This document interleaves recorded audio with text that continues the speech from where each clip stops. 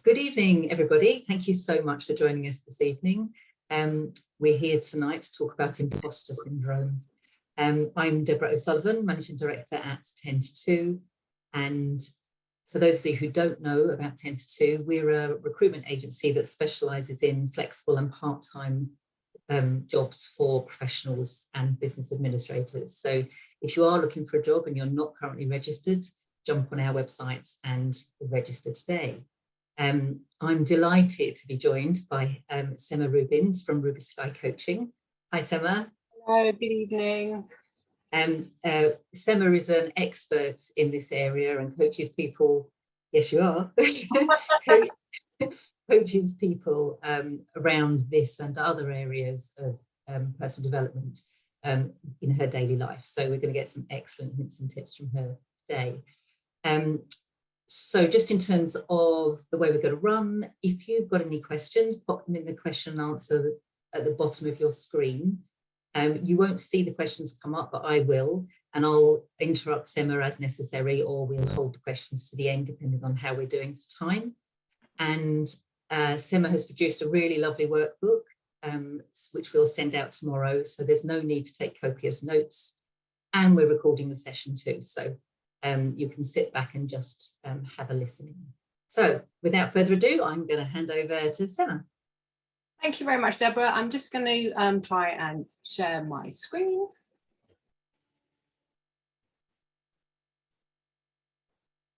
One moment while it's chugging along. Okay, has that worked? Yes, that's worked. Okay, thank you very much for that, Deborah.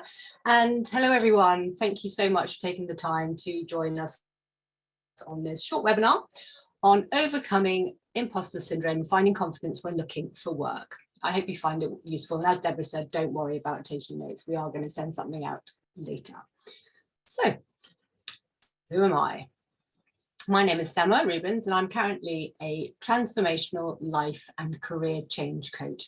I work with all stages and all ages. I'm married with 2 daughters, aged 23 and 25, and I've got 2 dogs, as you can see. I wasn't always a life coach. I've had a really squiggly career. I started off with a degree in French, then went into marketing, and that was my main career before I had children. I spent a long time trying to find out what it was that I wanted to do, as I knew I didn't want to just stay at home with my daughters. I dabbled in many areas, but landed on designing and making jewelry. It started as a hobby, but then became a business of 5 years. This showed me that I had a creative side. So I went back to uni, did another degree in visual merchandising. This led me to set up my own events and exhibitions company. And I organised events, designed exhibition stands for many years. I then went in-house with the client and worked there for around 4 years. I realised, though, towards the end of those 4 years, I was becoming more of an assistant than a consultant. So I left with the aim of doing something meaningful. I started volunteering for the witness service, supporting with witnesses who come in to give evidence in court. And it was there that I realised that I loved talking to people and supporting them through a really hard time. And that's when I decided to train as a life coach. And I really surprised myself that I am a life coach, because it wasn't something that I had ever considered before. So it has been said many times, and you probably will have read this, that imposter syndrome is not a thing. And that the problem is not with the individual, who is often a woman, but with society, that we actually need to fix society's expectations before fixing imposter syndrome. There is obviously some truth in that, but I do believe that even if we don't label our feelings as imposterism, the feelings that we're about to discuss are very real and completely warrant discussion. We wouldn't all be here otherwise.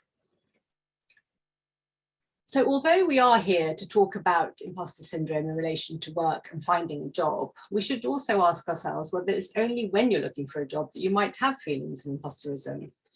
And of course, the answer is absolutely not. There are normally 3 conditions present when you feel imposter syndrome, and these can relate to all parts of your life. The first one is visibility. This is when you are on show. So So this could be when you're performing in some way on stage, or just making a presentation or addressing a group of people. You feel everyone's eyes are on you, and you might feel that you shouldn't be there. The next one is novelty, when you're doing something new, something you haven't done before. So this could be when you become a parent for the first time. No one gives you a manual on what to do.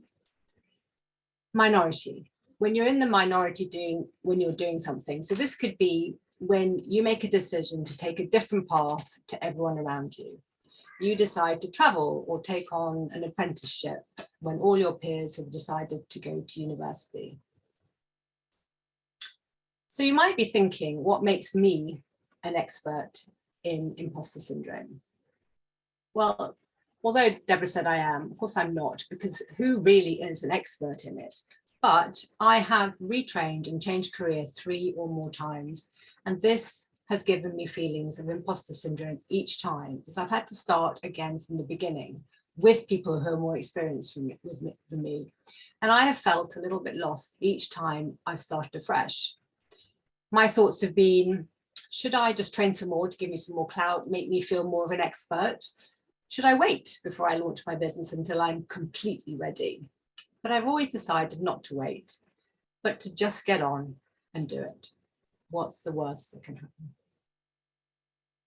So today's session plan is really quite simple. We're going to talk about what is imposter syndrome. I'll give you some examples, talk about how it might show up in your life, how you can overcome these feelings, and then give you some tips to take away. And then if we have time, we'll have some questions. So, what is imposter syndrome? The word syndrome makes us think that it's a medical condition. Is it? So as I said, I'm not a psychologist and I have never trained in psychology. Imposter syndrome was first identified as a phenomenon by psychologists in 1978. And this is the definition that's normally used.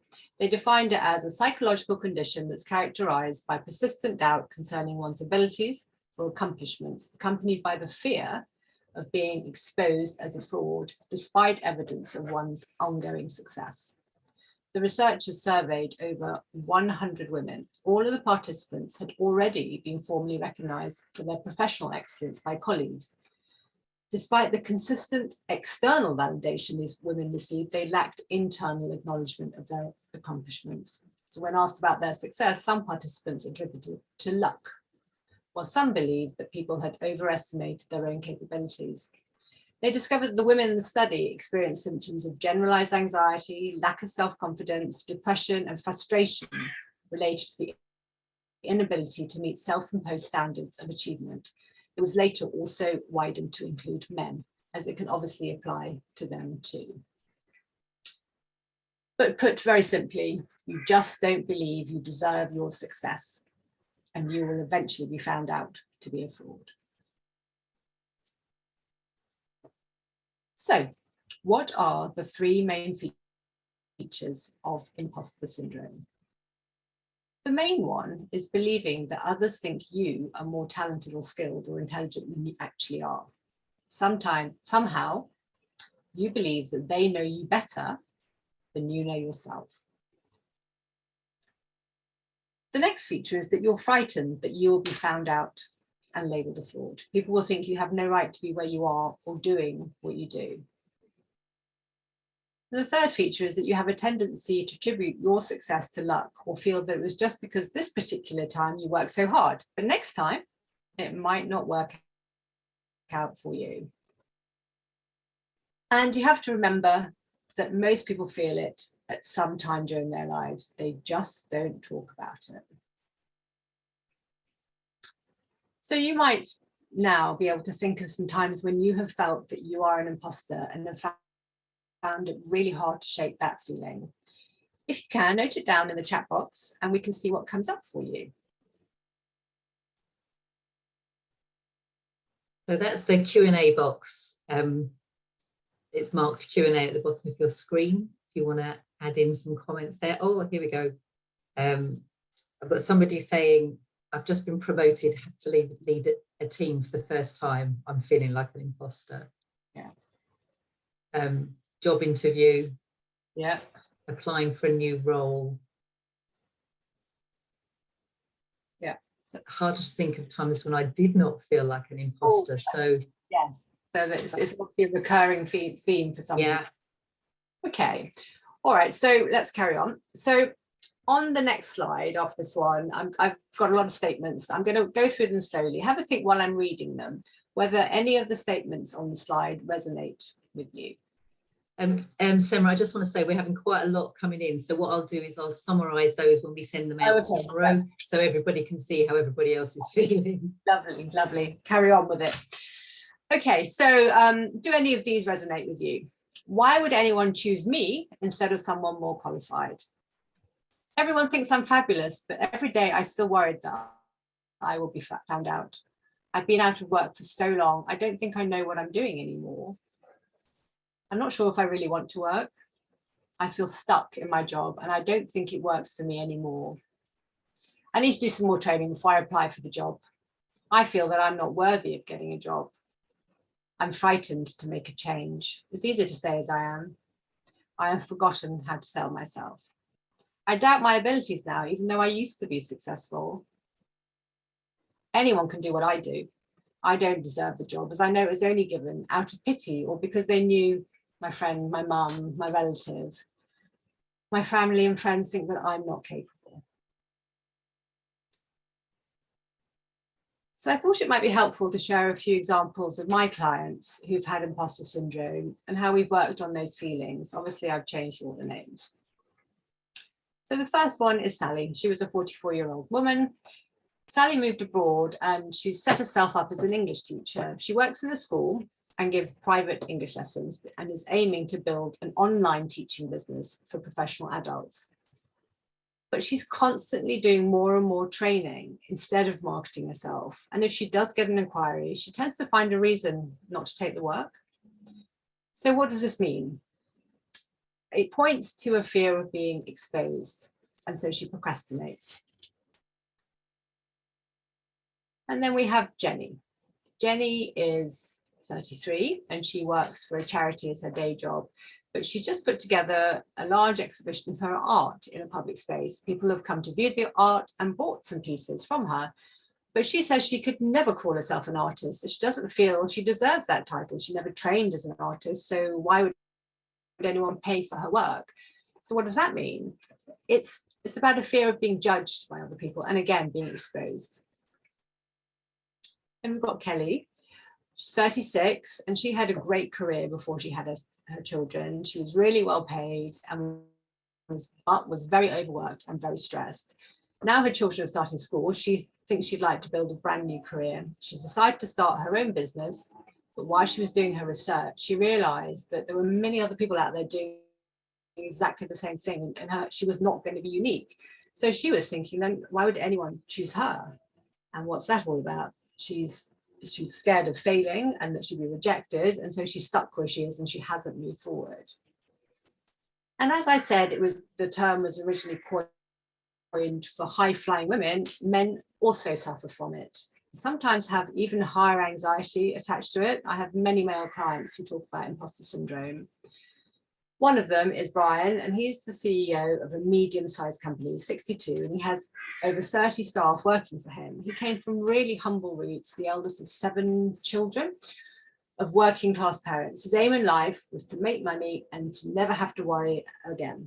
And he's been a workaholic all his life, and despite being really close to retirement, having achieved his aim and made a great deal of money, he cannot shake the constant need to work and earn. He still feels he doesn't deserve his success. How did this poor boy from Ireland achieve so much? Surely one day his luck is going to run out. Being a workaholic is also a protective mechanism. He's constantly waiting to be found out. So he wants to be prepared for when he is.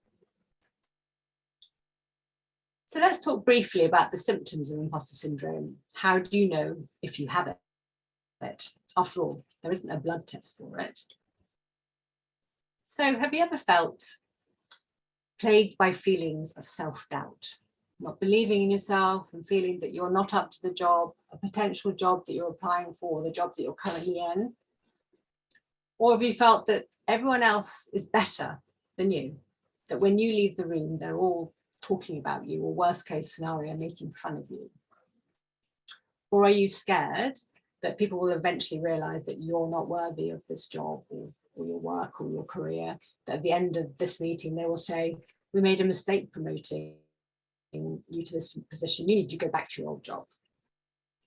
Or have you ever felt paralyzed by fear and just can't move forward? It's so much easier to stay where you are than to attempt change. And finally, have you ever felt that you simply just can't do it? And what were people thinking, trusting you with the job in hand? There's so many other people better qualified to do it. As we said, this is completely normal. Many people feel this way, and sometimes this is a good thing. Having a touch of imposter syndrome gives you humility and relatability. It takes away some potential arrogance, maybe, and makes you more vulnerable. And this can be an attractive characteristic.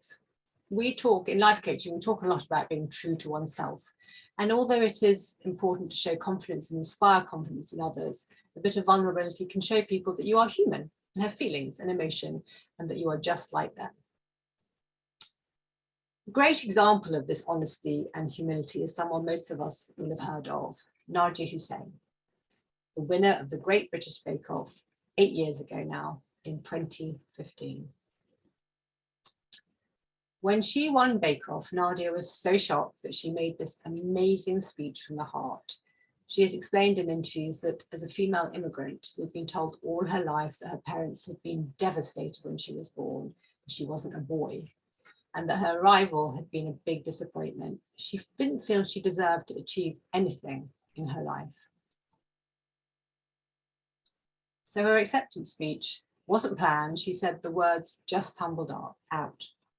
I'm never going to put boundaries on myself ever again. I'm never going to say, I can't do it. I'm never going to say, maybe. I'm never going to say, I don't think I can. I can, and I will. How inspirational is she? We all need to learn from her. Clearly, we can't all win Bake Off, but we can all dream and just jump in and try. The biggest risk is procrastination, not failure. If you don't try something, you will never ever know if it could have worked. So how does imposter syndrome show up in your life? Maybe you have high expectations of yourself. You're a perfectionist. Things have to be perfect or you don't do them. You put things off. I'll just do one more training course and then I'll be ready. This is pure procrastination. You always feel like you don't know what you're doing. Even though you've done it before, you fear being judged, and this can be crippling. Sometimes, because of this, you compare yourself to others. Even though their life or work is not comparable to yours, you suffer from comparison anxiety. So how can you start to overcome these feelings? So the first step is to think about what caused you to have these feelings in the first place. Often the roots come from being criticized or compared to others in childhood. Your sister is the clever one. You're good at sports. Don't worry about ballet, you're not graceful. John doesn't like sports, he prefers to read on his own in the corner. As children, we internalize these observations about our character or ability, and we feel that they define who we are. It means we're stuck at a point of our development path years ago, and now we need to move past that point. So once we understand what our triggers are and what we're saying to ourselves, we can start to challenge these negative thoughts. I'm also clever, but not at the subjects that my sister was. I'm good at problem solving, but she is good at writing essays. Obviously, this is quite a long process and not an overnight fix. And I would say that this is something that a life coach could help you with. Understanding your triggers is a great starting point to move forward and to help you move away from those entrenched thoughts. I thought it might be interesting to see whether this has sparked anyone to think of a root cause for their imposter feelings. If you do think of anything, then do pop it into the Q&A box and we can see what comes up. If it's too personal, then really don't worry. Only share it if you're comfortable to do so, and we don't need to read them all out anyway. We can send them on later.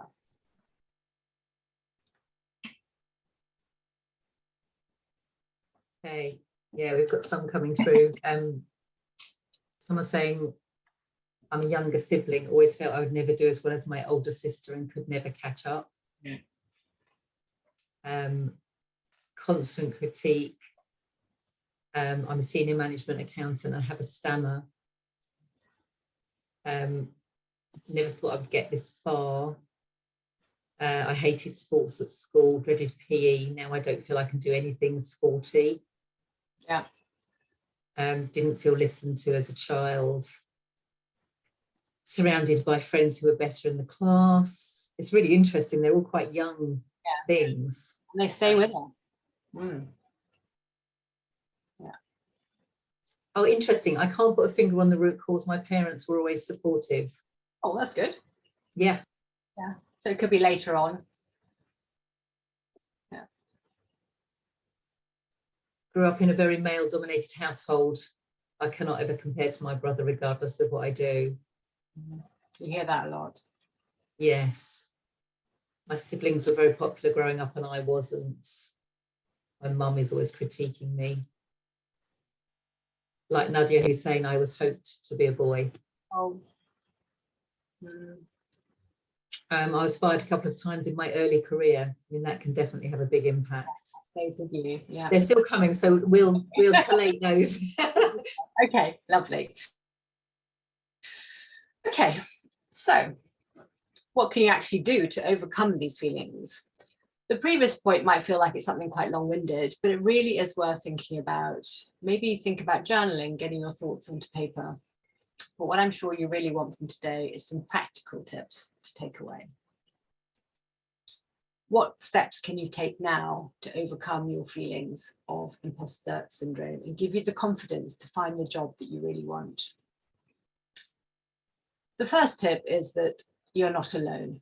Everyone has felt like an imposter at some time. Before you do anything for the first time, you don't have the experience yet or the evidence that you can do it. So there's always that nagging worry that you can't. So discuss your worries with others. You are certainly not alone in these feelings. Own the feelings. It's not always a bad thing to doubt yourself. It makes you try harder. When the result is positive, it can feel even better. Self-doubt can also give you humility and make you more relatable. No one likes someone who is overconfident. Ask others, people you admire or respect, whether they have ever felt like this before. How did they overcome these feelings? Number 2, have a think about times in your life when things didn't go as planned and you thought you had failed. Try and work out why these things happened. Was it just down to you, or were there circumstances out of your control? Maybe you applied for a part-time job and during the interview process, they decided they prefer it to be full-time after all. This actually happened to me and I was quite devastated for a long time. I then found out that the person who got the job was put in an impossible situation and was set up to fail. She left within 6 months and the boss's husband took over. Make of that what you will. So think about what you can learn from this apparent failure. I learned with that job that often things are not as they seem, and I was never going to get the job. So it wasn't personal at all. Tip 3, have a look at people who you believe are better than you in some way and ask yourself, or maybe even ask them, how they got to where they are today. What is it they did that is so different to what you're doing? Is there anything more that you could do, learn, research in order to reach the level they are at? In this instance, use comparison to your advantage. Tip 4, this is one of my favorites and something I do really regularly. Listen to other people's stories on podcasts. They are so accessible now. One I love is How to Fail with Elizabeth Day. It's incredible how many celebrities were not always confident and actually still aren't. These stories are often inspirational and surprising. So ask yourself, how did they get to where they are today? What could you do to achieve what you're dreaming of? Number 5, list your own accomplishments in your life, your achievements, and believe me, there will be many. Look at your transferable skills. If you're at home with your kids now, do you have to organize their lives? Do you love planning? Do you love meeting new people? Are you able to multitask? Do you love decorating, updating your home? Are you an amazing cook? Are you doing voluntary work? Think about how these skills can be transferred to the job you would like. Number 6, create a CV for yourself, not just for your employer. This is something I got my client, the English teacher, to do, and it really helped her. Write down everything you have achieved in your life, your qualifications, any courses you've attended, any awards you've received, sporting achievements, your children, jobs you've had, or just things that you're proud of. For example, you might have recently decorated your house on a tight budget. Put this CV up on the wall, and every time you doubt yourself, look at it. Write yourself an elevator pitch. This is a 1-minute speech about yourself, your achievements, and what you are hoping to do. It's something we use in networking a lot, but it can be useful for every day. You just never know when you might bump into someone who has a job opportunity. You don't want to freeze in the moment. You want to be ready to sell yourself and your skills at any moment. And if you don't know how to structure one, I will put an example in the workbook that we send out after this session. So positive thinking. Some of you might be thinking, I'm not sure I believe in such nonsense, a bit woo-woo for me, but truly manifestations and affirmations can be quite transformative. They work to program your mind and help you to believe that you have already achieved your goal and that you already have that job. They work by you writing down where you will be in the future. So for example, I am Joanna Smith and I have a great job as I work in a film studio part-time, and I still have plenty of time to spend with my children. Say it out loud and write this affirmation on a post-it prompt around the house. This will help you to build conscious awareness of what you really, really want. Positivity really does attract positivity. So be positive as much as you can and good things will happen. Think about what's changed in your life since you gave up work or started your current job. Are you the same person? Look at what your values are now. Have they changed? If you're not sure how to do this, then this is something that a coach can really help you with as well. Reconnect with your professional self. You might just be out of practice. Remind yourself of what you used to do in your job. Think about your qualifications, training, and many achievements. What do you want or need from this new job or this new business? What have you done since leaving the job? Have you moved country? Have you had a baby or two? Have you been traveling? Reframe your work out, your time outside work, as a positive, not a negative. It's quite an obvious one, but speak to your friends and family. Ask them to describe you. What do they see as your skills and strengths? It might surprise you. This is all feedback and possibly the evidence you're looking for. And this feedback, hopefully positive, should help you challenge your negative thoughts and the feelings that you can't do it, that you're not qualified for the job, or that you don't deserve to move on. Note down what they say and add them to your personal CV. I know this is hard, but try not to procrastinate too much. It can be easy to spend time doing additional training, updating your skills, and thinking once you've learned or done something or other, you'll be finally ready to apply to that job or to change jobs. Being busy always feels good, but you need to be busy moving forward. So if you are going to take a course, do it at the same time as updating your CV, applying for that job, and going to interviews. One of the easiest ways to build in accountability is to set yourself a deadline. If you do nothing else, this should spur you into action. And if you do experience failure along the way, and it is likely you will do at some stage during your job search, look at it as a learning experience. Always get feedback if you can. It's not that easy, but if you can, find out what it was that made them choose someone else. And remember, they didn't reject you. They just chose someone who was a better fit for the job. Armed with that feedback, you can do better next time. Remember, success comes from failure. Also remember that life experience accounts for a lot nowadays. This is another one of my favorite tips, and one that has worked really well for me in the past. Get a mentor or mentor someone else. Mentoring someone else may seem tough when you feel underqualified but this is so often an unfounded fear. By explaining something to someone who knows less than you, you'll be reminded how much you have learned over the years. And if you don't want to be a mentor or find that hard initially, volunteer to talk to local students about what you've achieved since leaving school or university. Once they start asking you questions that you can actually answer with confidence, and you will be able to, as it is about you, you will feel so much better. You will have the evidence that you are qualified and that you are worthy. Finally, don't confuse being an amateur with being an imposter. When you start something new, whatever it might be, you're allowed to not know what you're doing, but this is often the time that we feel most uncomfortable and vulnerable. And the main difference between imposters and non-imposters, so people without imposter feelings and thoughts, is that when an imposter doesn't know something, they will feel that they should know it. In the same situation, a non-imposter will not feel they should know the thing. They feel they have time to learn and do not have the same expectations of themselves. It's about controlling your response to the situation, allowing yourself to be an amateur. Everyone has to start somewhere. The job is always new when you first start, and you are allowed to have time to learn. In career coaching, we talk about making the first 90 days count. And this is all about getting the balance right between giving yourself permission to observe and learn at the same time as proving yourself. Remember, we're all unique, a unique package of skills and talents because we are all different.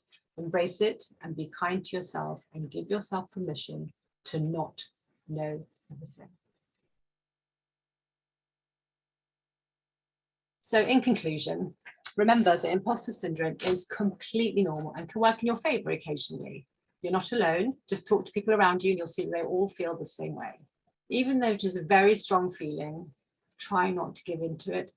Acknowledge the feelings you're having and use them to move you forward. And hopefully you can use some of the tips I've given you and they will help you. And that's it. Any questions? That's excellent, Sema. Some really fantastic, lots of content there. Those 14 tips, wow.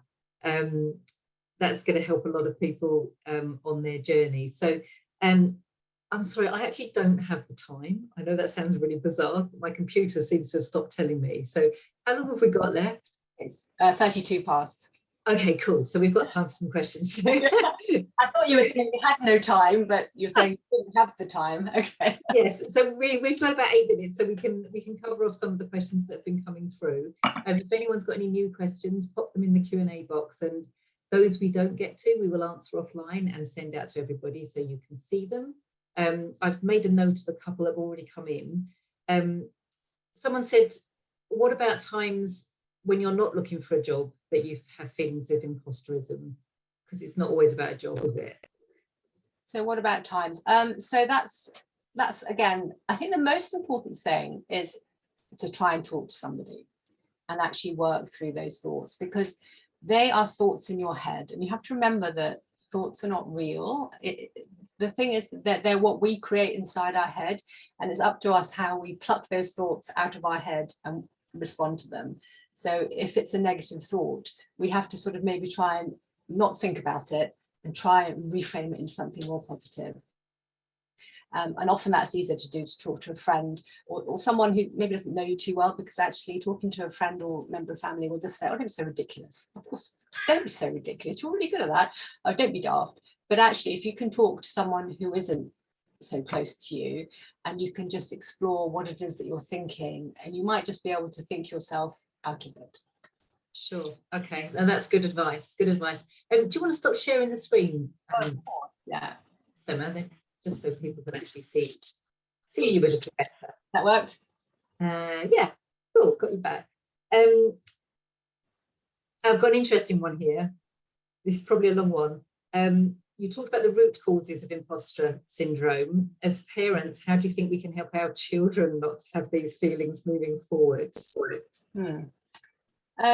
So I think normally, as a child, you think your parent knows everything, and that you can never catch up with them, and you can never be as good as them, or know as much as they do, and then you can never really close that gap. So I think one of the ways that you could maybe do it is, as the children are growing up, you kind of show them that you're not perfect. So make some intentional little mistakes. So maybe when you're helping with some homework, get some multiplication wrong, something really simple.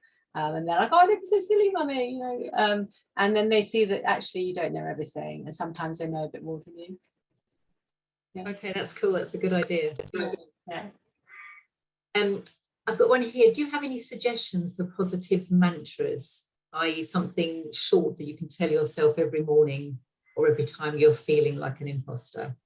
Well, this is something we do at the end of a block of life coaching sessions. We set a little mission statement or a mantra, and it obviously depends what your issue is. But I suppose one of the ones I really like is so simple. It's just try it and see. Like, what's the worst that can happen? Just try it, just do it, just try it and see. And sometimes the fear that it's going to go wrong stops us doing stuff, because you think, oh, what if? But actually, that what if often doesn't happen. So you try it. I had a client recently, this was her issue. She would not contact a friend because she thought the friend was upset with her. So she just cut them out of her life. And when she eventually got in touch with them, she realized that actually the friend had never even thought of that thing. And it was just one of those kind of, if she'd left it, she would never have, got back in touch with that friend. But she tried it. It was fine. They're now friends again. And it's just that sort of, don't let fear hold you back. And the feeling that you're not good enough, you've done something wrong, just try it and see. That's one Right. night. I'm going to put that on my mirror. Want to post it? Yeah. I've got another one here. I run a small sales team, sometimes feel insecure when I'm around them, particularly when I'm leading a conversation with a client. Should I share my feelings with my team? Oh, that's a hard one. I know I talked earlier about being vulnerable and showing people that, you're not that overconfident, but I think when you're leading a team, they're looking to you to lead them, and you need to inspire confidence in them, really. So I do think it's probably better, let's say it's at the beginning of a meeting or something, not to say, oh guys, I'm really scared. I don't think that's a great thing. I think it's better just to try and just work through it, do the meeting. And if you really want to sort of identify with them a little bit after the meeting's gone, just say, oh, I was a little bit nervous at the beginning of that, but how did you think it went? Cool, that's a good idea. Two more. So I've got one here. If you have a rejection, how do you bounce back?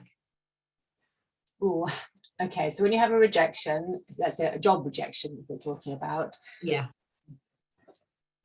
Firstly, remember what I just said, that the rejection isn't necessarily because you weren't good enough. It's because there was somebody who was a better fit for that job.